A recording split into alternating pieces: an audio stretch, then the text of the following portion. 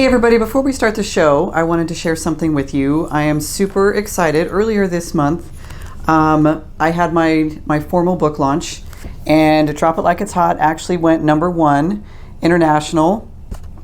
So it's now a number one international bestseller. And more than just being excited about that for myself and wanting to share that with you, I wanted to tell you because I wanted you to see and to understand how stuff like this happens. I have gotten to a point in my life because of the information that I've learned over the years and applied in my own life, which is all in the book. I am able to manifest on a purposeful level. I mean, we're all manifesting 24/7 anyways, so why not be manifesting what it is that you want, kind of thing. So, but I had actually printed out a picture of the book and then went online and printed out a little bestseller emblem off the internet and cut that out and stuck it on the book and stuck it on the wall. And and this was before I ever knew anything about how to do a book launch, or anything like that. And within 30 days, this became a reality. And it was all because of the way that I intended to create. This TV show, that one I did not see coming. But that is the great thing about the way the universe works. When you're heading in a certain direction and you are creating with purpose and intent, your physical mind can't always know what's coming. Like, I know that I want my book to be bestseller, but I never intended to have a TV show. But the universe was like, well, look, this is in the direction that you're going. How about this? Kind of, and I'm like, yes, of course. So, you pay attention when things come your way and you take advantage of opportunities that present themselves to you. So, I wanted to share that with you because it is such a big deal. When you understand, it's like getting the playbook of life. When you understand how the universe works, how the laws work, and all of that kind of thing, it becomes almost a game. And I don't even like to use that word because it sounds so trivial, and this is not trivial at all. But it kind of does, because once you figure it out, then you get to kind of, play with it and see, what you can manifest and how quickly you can manifest it. And just, learning how to do that is amazing. And everything that I've learned and the ways that I go about manifesting things in my life, the things that you need to clear out first is all in the book. So you can go to Amazon.com or you can go to Barnes & Noble to get the book. You can also get it on my website on www.dropitlikei'tshot.org. So thanks so much for joining me today, and let's get to the show. Hey everybody, welcome to Outside the Box with Tony Vaughn here on Expansion Network. Today we have the pleasure of being with Linda Edmiston. She is the founder of Life Transform Coaching. She's coming to us from San Diego. Thanks so much for being with us, Linda. I'm so happy to be here, Tony. So first question I want to ask is, have you always been involved with self-development, or did something happen that put you on that path? I grew up in the Midwest, and in the Midwest where our values are, be a nice person, be very practical, and to work hard. But spirituality is not really part of it. Growing up, I'm quite sure there was no yoga studios even around. So as I started, right, it's so funny now living in California, it's everywhere. And I just assume now that the whole planet's like that. My mom is now taking a yoga class, so it does exist in Ohio now. But so it's just funny to think back, like how our background affects our current situation. So I went through life and moved like 7 times in 11 years and got to Southern California. And life, being what it is, sometimes starts to show us where we're not happy, we're not fulfilled, we're stressing ourselves out, and we're not enjoying ourselves. But it's subtle, right? It can be really subtle. Like one day it's just a little bit harder than the next day, and you don't really notice it. And in my case, I've been married for 10 years when I had arrived in Southern California. We had a nice partnership. I got a job. He had his dream job, and I had a house. We lived in Southern California, right? Everything is perfect on paper. But Right. I wasn't feeling it inside. I had Yeah. set myself up like we do. Have you ever had your I'll be happy win list? I'll be Oh, happy right. when, Yes. right? I'll happy when I get a boyfriend. And then so I'll be happy when I get married. And maybe when I have kids, because that'll do it. Or I didn't have the kids, but I was like, well, when we have a better job, right? Yeah. And we keep adding it to it. And the truth is, media and the marketing machine that it is, that's what they sell us on. You'll be happy when you get the new car. You'll be Yes. happy when you have the new house. And people just keep trying to fill that hole in their heart with getting something, Yes. With stuff. Yeah. with stuff. But the problem with this happiness list is that we're not actually conscious that that's what we're running. And we keep putting our happiness in the future. We keep saying, right, it'll happen when. But then that thing happens and we're disappointed. And we don't know why. Yeah. We don't realize we've set ourselves up to have this failure because nothing outside of you is going to make you happy. No. Right? And No, so, absolutely not. and it's a powerful thing to realize how much time you're spending thinking about, I'll be happy when. So if you catch yourself thinking those kind of thoughts, you really want to start to pay attention because it's going to literally add more stress and more overwhelm to your life. There's And no other disappointment for when you get those disappointment. things and then you don't feel the way you think you're supposed to Right. feel. So Yeah. we're always striving. I mean, it's in the Independence, right? The Declaration of Independence talks about the pursuit of happiness, that you're Yeah. chasing it. Well, what happens when you chase something? It Yeah. runs away. Right? So in truth, what it is, the happiness is inside of ourselves. But we're not taught how to do that. We're not taught how to look at it. We're not taught that it's our job to find our spaces of happiness. For me, I love to dance. I love to move. I love to be in nature. What are some of the things that Yeah. you love to just bring you joy? Based on this tapestry behind me, I love the holidays. Halloween is my favorite. That time of year always sparks something. I've always loved what I can't see, and so the ghosts of Halloween and the witches and that kind of stuff was always super fun for me. But I loved music, when I was younger. Still love music, but never had a direct road towards something that I knew that I wanted and stuff like that. I didn't come to this place of coaching and teaching and stuff until later on in life, until I was in my 40s. And so, almost 40. So, but anyway, so those are the kind of things that I, if I'm feeling down, even if it's like May, if it's May or something and I'm having a day when I don't feel, where I'm feeling kind of down or something like that, I will actually turn on Christmas music in the middle of the year because that lifts me up. So, That's fabulous. See, that's such a good thing for people to know, that it's our choice what to bring into our lives that bring us joy. Yeah. Because when we're not, most of us are operating from stress. And that's where I was.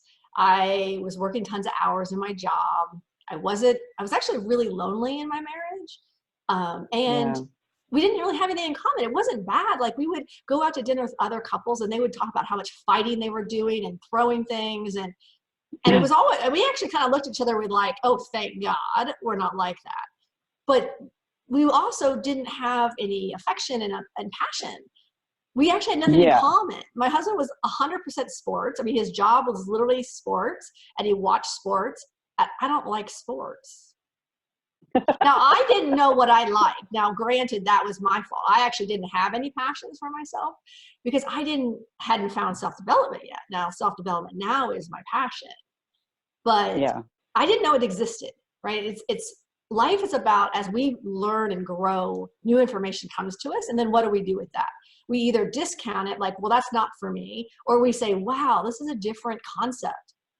It makes me feel good.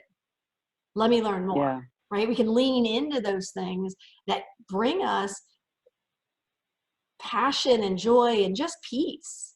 So I look back and I realized that one of the things stress does to us is it gives us blinders. right? So the world is wide open. There's all this fun stuff out here. But as we get more and more stressed, we have like these almost like horse blinders, so the horse doesn't Yeah. see anything and get distracted. Well, ours can Right. actually start to even cover our eyes where we see nothing. You're just putting like one foot in front of the other, and that's all you think you deserve. So we're in this suffering state all the time. Yeah. And that was my life. When I look back, no wonder I was so miserable. It's because I didn't know any other way to be. So, Well, and based on what you were told and shown by society, you had everything that should have made you happy.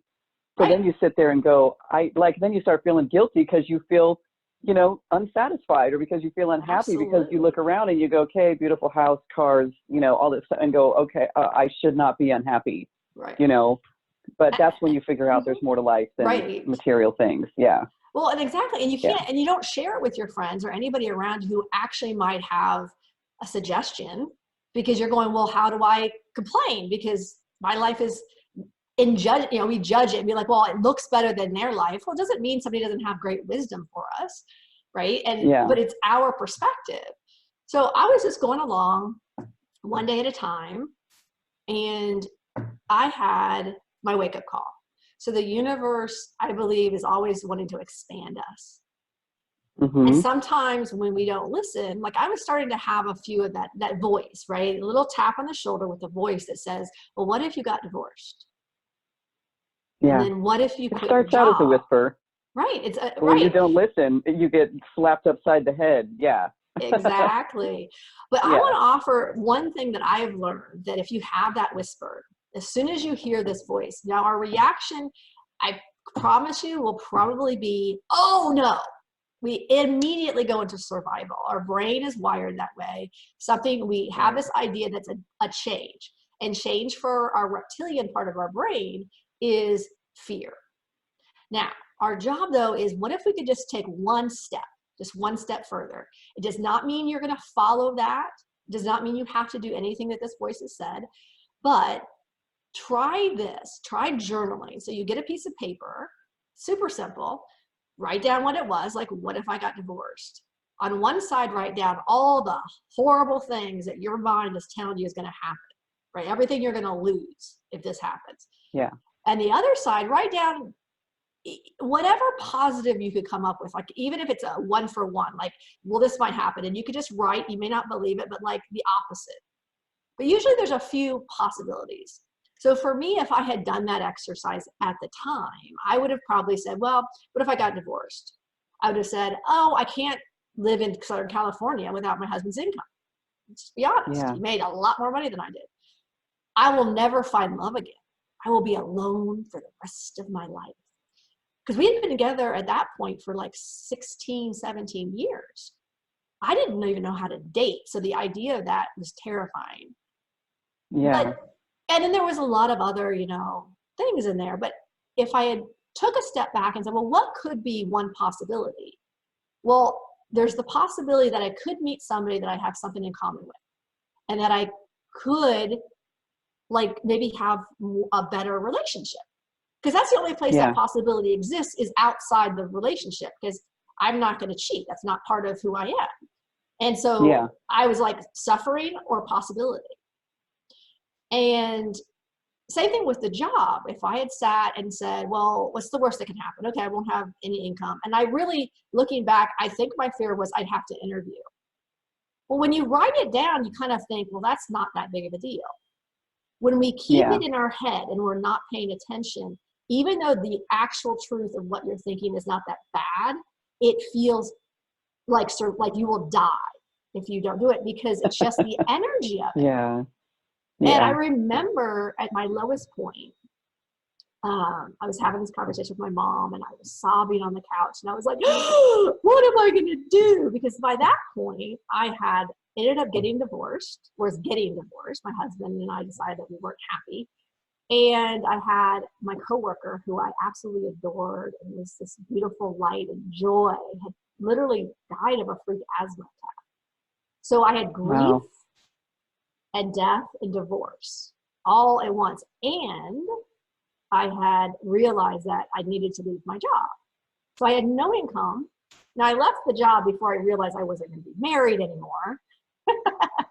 But now I was literally sitting here thinking, I have no money. I have no job. I'm going to lose my house. And I'm talking to my mom. Now, luckily, I'm a talker, as you might tell, and I'm saying these things out loud for the first time. I'm like, I'm not going to make it. I'm going to starve to death. I'm going to be homeless. Now, literally, as soon as I said it, part of my brain was like, well, is that really true? Because that's a pretty outrageous statement. Yeah. And because I'm like, okay, well, let's really think about this. And after about a second or two, or maybe a minute, I sat there and I went, well, I guess that's not going to happen because I could always move home with you, Mom. And she's like, well, I hate that you say it like that's one step up from being homeless. Like this is a last ditch effort because I love you and I'd be happy, if you need to come home, it's okay. She's like, but yeah, that actually, see, it's not as bad as you think, right? Yeah. And it was such a moment of realizing how silly our mind is when we don't express it out loud. Now, if you can say it out loud like I did. You could talk to yourself and listen out loud to the stories you're telling yourself. And you may find that some of your fears are completely unfounded. Yeah. Most of the time they are. Right. Yeah. Think about how much we worry about something that will never happen. I think they say something like it's literally 90% of the stuff we worry about never happens. Right. Because we're right now worried about putting our 1-year-old through college. Just wait. It's okay. It's not quite critical yet. Maybe not worry about it. Or we'll worry about well, what if somebody in my family gets cancer? Well, I hate to say it, that's not helping the situation. And the truth is, no matter what in your life that has hit you, we always get through it. We always figure it out in that moment because we're a new person. We have new resources. Can you imagine if my life now is so filled with joy and excitement and meeting new people. But 10 years ago, when I was in my lowest point, I would have thought where I am now is an impossibility. So see, so really trying to guess what you'll feel and where you'll be in the future when that bad thing happens, right? It doesn't even make any sense. So it's just a waste of our time and we sit in suffering with that. Yeah. And I think the biggest thing that people can do for themselves, I know that no matter what happens, whether I run out of money or if there was a divorce or a death or, anything like that, no matter what happens, I'm going to be okay. And that right there in and of itself keeps me from ever really feeling too down or depressed or anything like that. I'm always going to be okay. Because that's my choice. And I know that I'm, loved and protected and, and so it keeps you from going to those dark places and being too afraid, sitting in that fear space. So. And that's a powerful place. And that's where I believe that coaching comes in, because some people haven't had the opportunity to either do the work on their own or they don't know how to do it. If you have nothing around you that can reflect what you're talking about, that there is possibilities, we all need a teacher to show us what we don't know. And it's okay to ask for help. And when those people show up, they can literally transform your life. And for me, right, when I was in suffering, so when we think about the sufferings, I call it Tony Robbins calls it the suffering state and the beautiful state. It's really the two emotional states that we live in. You're in one or the other at all times. And think of it like a scale, right? So at a 1, it might be, I hate my life. And then it kind of comes down to maybe the middle. And you're kind of flatline, maybe almost like you're flatline. It's okay, right? It's just flat, which is okay. It's much better than suffering. And then you have the beautiful state that moves up, and you have joy and fun and play, all the way out here to just this absolute joy of life. So and we do. None of us are perfect. None of us stay always in a beautiful state. We come back and forth. And it's a sliding scale, right. And depending on the situation, right? But it's our perspective of it. And it's what are we willing to face? And if we're spending too much time in the suffering state, that is where fear, right? Anger, irritation, frustration, it's where we're taking our irritation out on people, right? We yell at, Yeah. who do we yell at when we're upset? Our closest family members. Yeah. We always take out our worst behavior on the people that are closest. That is the saddest thing ever, because those are the people we love. Well, the we most. trust that they're not going to go anywhere. Right. But that doesn't, but what we're doing is giving them, like, they're becoming our whipping post. We're Absolutely. trying to get out this anger. We're getting out this frustration. We're getting out our stress, and we don't have a good way to, like, let it out of our system. So we're yelling at someone, right? But that's not a good tool. There's so many better ways to start to transform that energy. In case, I want everyone here, so I want to do a little exercise. So I have this beautiful crystal bowls. This is mine, one of mine. It has Om symbol in the middle, and they're made out of crystals and platinum and all kinds of minerals. And what I want us to do is, just for a second, let's just think, if you're in any type of suffering right now, if your life, you're feeling overwhelmed or stressed out, just kind of feel it for a second.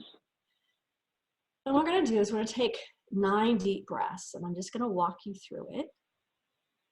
And it's very simple. You can do this on your own. I'm just going to add a little bowls to change the energy, but I want you to feel the difference from this really kind of heavy suffering energy, just to see if you can feel the difference of actually how quickly you can change this energy.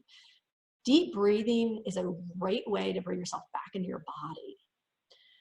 So let's take a deep breath. And we're going to imagine this breath is going to come through our body, and we're going to just breathe it through down to our feet. And we're just going to exhale and just visualize this breath goes out the bottom of your feet into the earth. So we're going to do that 3 times. So take a deep breath in and exhale.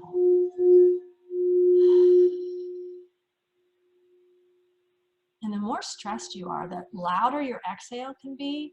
It'll help release some of the stress as well, and it helps in grounding. So deep breath in and exhale.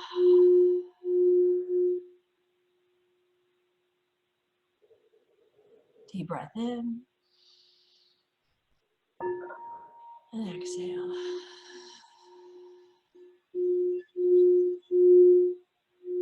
Now we're going to take 3 deep breaths up through your body, and we're going to just breathe it out the top of your head, the crown. So deep breath in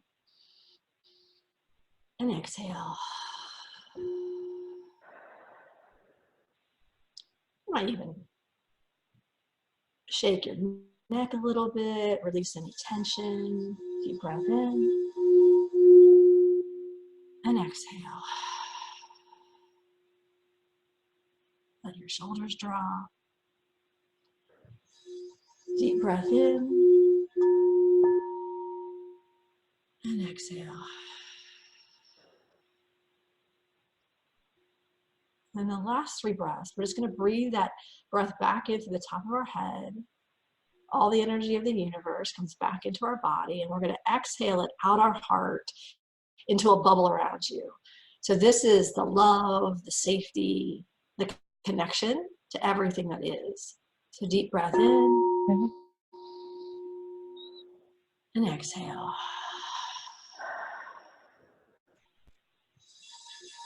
And a deep breath in and exhale.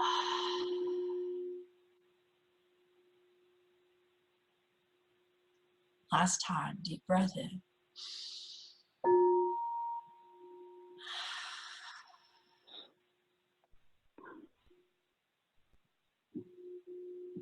Now, do you feel that difference? Even just from our conversation to this, how do you feel?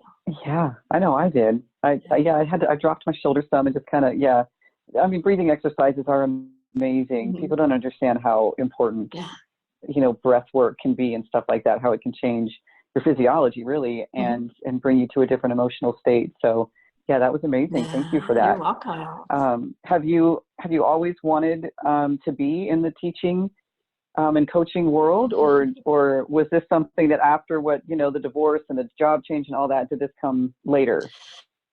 Yeah, I started about 10 years ago. So that's when I hit my rock bottom, and I found self-development through a life coach.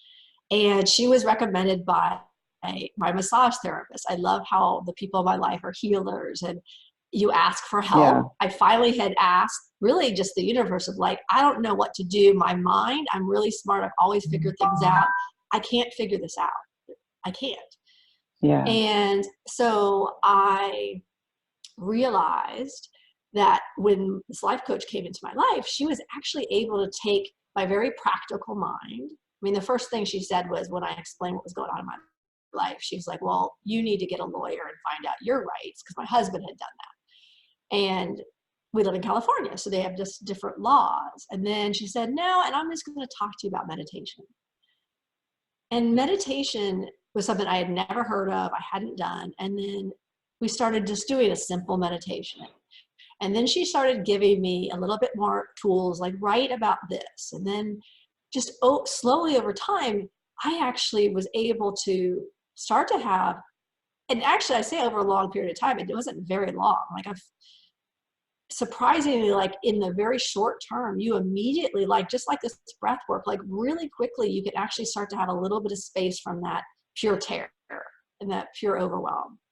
And then over time, you start to incorporate these tools and it becomes more natural. And then you're able to then, once you've come off that cliff, right, you almost have to step away from the cliff face.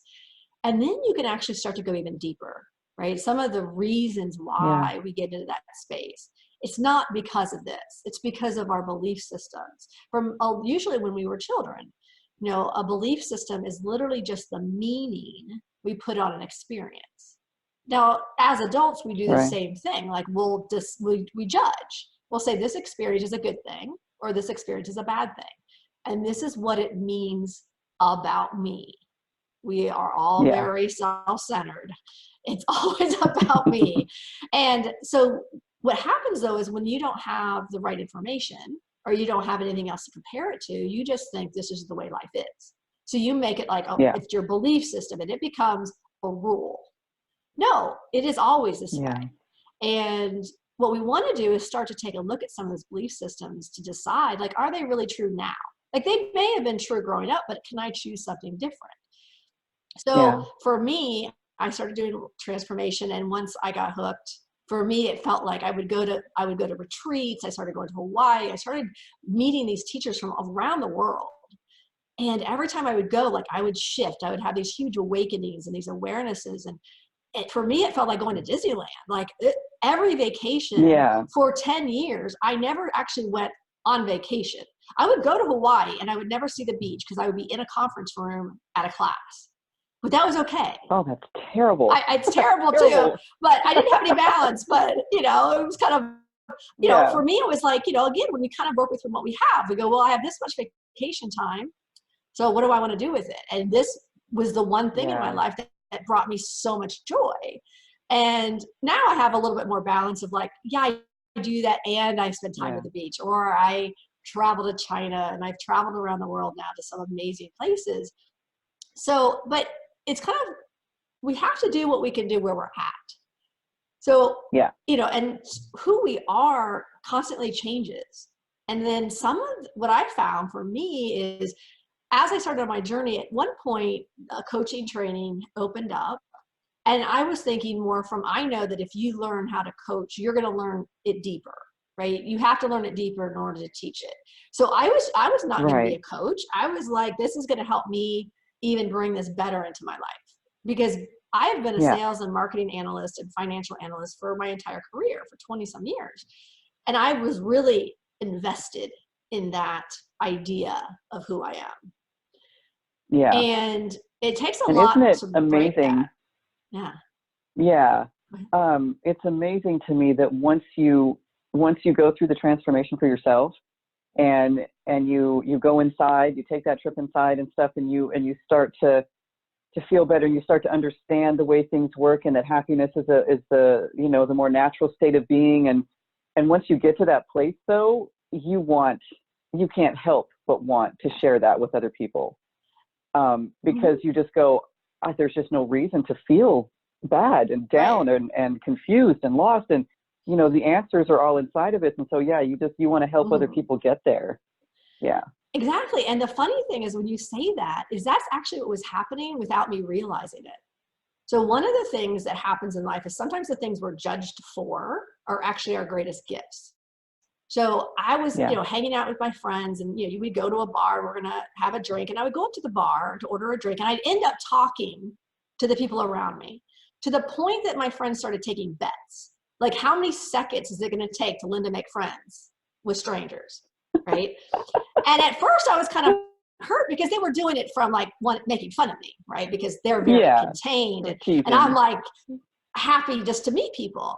And but in hindsight, right, I was like, wow, this is such a gift, because I meet people everywhere. I meet people in the airport, and the woman that sits next to me will start to share, usually very, very quickly, like the deepest, darkest secrets. Now, I'm not doing anything. I'm not sitting there going, I'm a coach and I can help you. I'm not saying anything. I'm just like, hi, how are you? How's your day going? And it comes out, and I just hold the space. And it's been, I think people recognize that in other people. I can go to the grocery store and be standing in the line to check out, and by the time I leave, I know the life story, or at least half of it, you know, from the person behind me. And you walk out, you just go, wow, like that's like, I would never probably have shared that with a complete stranger. But then you get kind of used to it, and that's just kind of how you are. People recognize your openness, and that they can, and they trust that they can share that with you. I mean, so it's a beautiful thing. Absolutely. But at first, when it starts happening, you're like, what was that? Well, I didn't even take it. I didn't really notice it. It was kind of like, this is just the way it is. And so it was just, we underestimate the power that we have when we meet someone. So I really know that on this planet, right, we really want to look at, people are always trying to find their purpose. But I really think that our purpose can be as simple as smiling at someone. When we look at somebody in the eye and connect with them, that actually is the most powerful thing we can do. And then the words that come out of our mouth are just bonus, right? So I've given wisdom, I pass wisdom along just naturally. And so at some point I decided that, I should just do this. So then I decided to go full time. I was coaching for a couple of years, and then I decided to go full time. But to me, it's always been there as part of who I was, but it took a while for me to see it. Right. Yeah. Now, one of the keys in your coaching is gratitude. What in your life showed you the importance of that? So I said I love to travel. And wow, back in 2012, I got the opportunity to go to China. I had started a Qigong practice, which is kind of a form of Tai Chi. It's a moving meditation. And the teacher, the grandmaster, is in China. And a group of people he was going to take him on a tour around different parts of China. And I was like, I'm in. It just sounded like there was just something in me that was just a yes. I never had a second thought about it. And so we're in China. We're in this monastery. We're actually able to stay overnight. And this is about a week into our trip. And I had been kind of getting irritated with the people with me, because I was thinking that I was like the analyst, and all these people were like Qigong teachers and coaches, and they are going to be so fun to be around and so peaceful.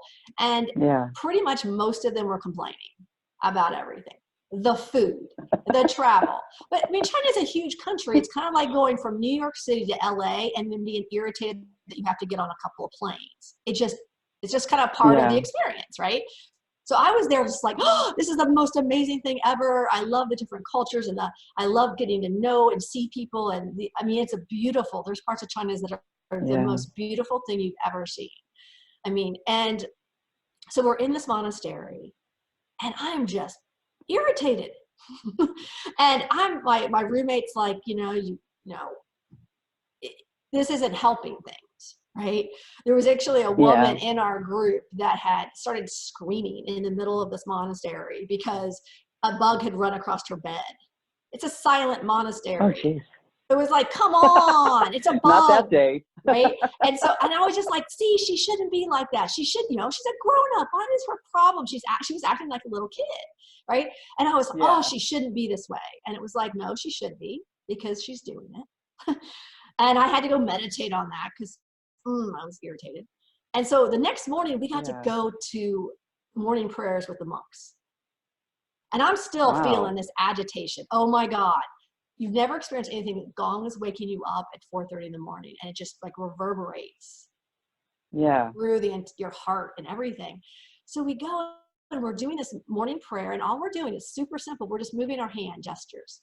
They're chanting in Chinese, so I have no idea what they're saying, and we're just walking. Turns out this was about Yeah. 3.5 hours that they do every morning. And I just put my hand, you put your hands in receiving and giving thanks. And I started going, I am so grateful that this person was screaming and irritated the crap out of me. Because I knew that I had to let it go. And I'm a very direct person. You go directly into, what do you love about this? Like being grateful for everything. Because if you can be grateful for the bad things that are happening in your life, you can easily be grateful for the good things. I just, start with the bad. And literally, I just started in my mind, everything I was irritated with. I'm so grateful that, until I ran out. Like, we think it would just last forever, but it's not true. And then I was able to start being grateful for the things that I was enjoying. And then I started being grateful for everything in my life at home that I was enjoying. And then I ran out. And I was in this state of just peaceful gratitude for just being alive without a reason, right? We like our reasons, even in our gratitude, even in our appreciation, but there's a space beyond that that's just, I'm grateful. Yeah. And something inside of me shifted. And I always, when I forget this and I come back to this memory, it brings me back to this space that for the rest of the trip, I was still me. The fact that they were not enjoying what I was enjoying, I realized had nothing to do with me. I was still the person looking out the window and just, oh my God, did you see that? Did you see this? Aw. And they could do their thing, and it was like it didn't exist for me. I was that clear. I wasn't connected. I wasn't trying to fix them, which is what happens. We get hooked because we want to fix them. We want to change them. We want them to either feel the joy that we are. I mean, we do it from both sides. If you're feeling miserable, you want people to feel miserable with you. If you're feeling joy, you want people to feel joy with you. But that's trying to get other people to do what you want them to do or to be like you. And that's not very fair. We have expectations for people that we feel hold a certain position. These people were, experts in the Tai Chi. And that's, like you said, that's a meditative energy moving practice. And so you've got them up here thinking this is how they're supposed to act. They're supposed to be peace and love all the time, and we forget that people are human.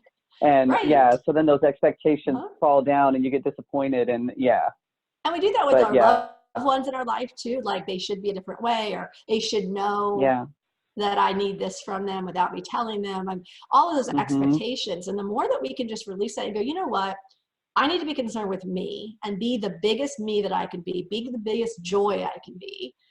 Because truthfully, I believe to the core of my being that the number one thing that we can give to the world is for us to be as happy and as joyful as we can be. Because when we are in that space, what's happening around us? We're the happiest with our family, with our loved ones, with our coworkers, with the guy driving down the street, right? We start to change the world around us because we're no longer having to react. We're not in anger. We're just in peace. We're able to have we kind of look at the humor in life. Like, life really is ironic.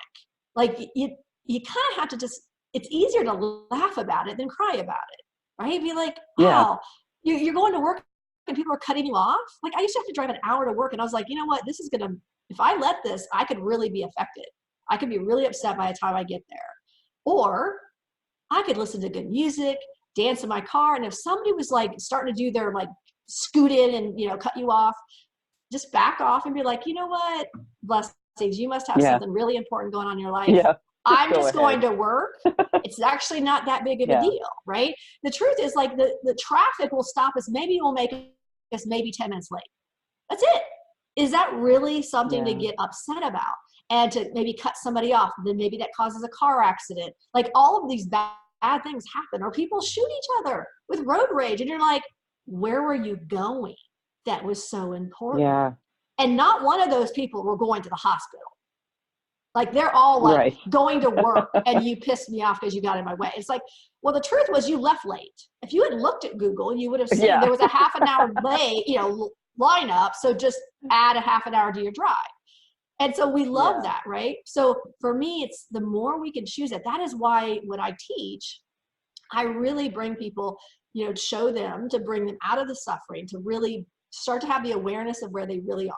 Because that's the first key. You got to see how you're feeling. Are you in the suffering state? Are you in a beautiful state? Where are you at?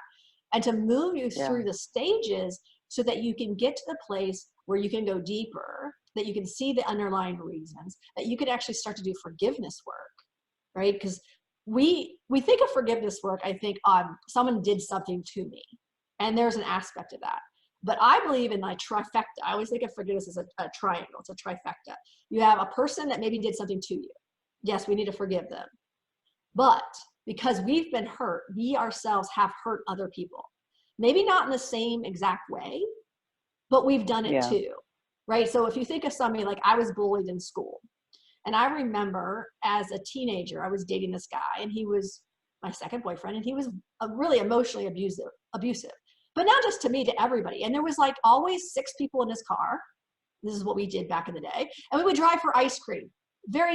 Seems pretty funny, but the conversation is he'd call it cracking on people. And he would just make fun of people and pretty much until you cried. Now you never wanted to be the person he would pick on. Yeah. So when it's not your turn, what did you do?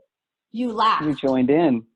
Yeah. So the part of you gives you so much pain because you've now become a bully. So when I look at people that are getting bullied, you go, you know what? There's a bully, but inside of all of us, we have all done something like that, right? It doesn't have to, you were maybe not the main perpetrator, but if you didn't do anything to stop it, part of you believes and knows that you hurt someone else. So that's the second piece of the forgiveness. And then the third piece is forgiving ourselves, where we've hurt ourselves. So when we don't feel worthy, we tend to stop self-care, right? We don't take care of our health. Maybe we're drinking a lot of soda. We're eating really bad food. We're having addictions with everything, video games and drugs and alcohol and everything, because what we're doing is punishing ourselves. So we have to forgive ourselves for like, okay, I've done this to myself. Can I forgive that? And if you do all 3 pieces of that forgiveness work, it sets you free. And when you're set free, you have so much more compassion, so much more love, and so much happiness and joy that everything in your life starts to expand. People, better people show up in your life.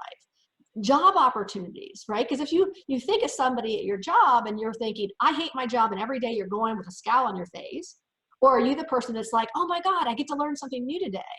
Who's going to get promoted? Yeah. We forget that there's an actual, right? So it's like more abundance comes, better health comes.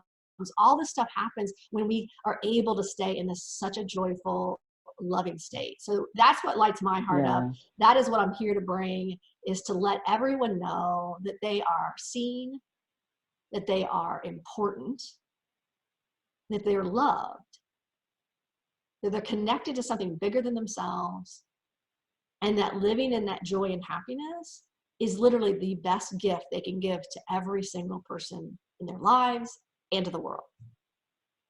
Yeah, and themselves, absolutely. And on that beautiful note, I want to thank you so much for being with us. Please tell everybody how they can get in touch with you.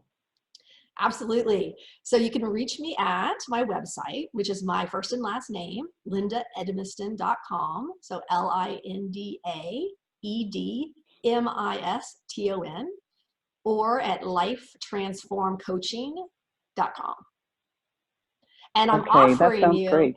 So I'm just really quickly, I'm just offering you all it's 5 steps to a successful day.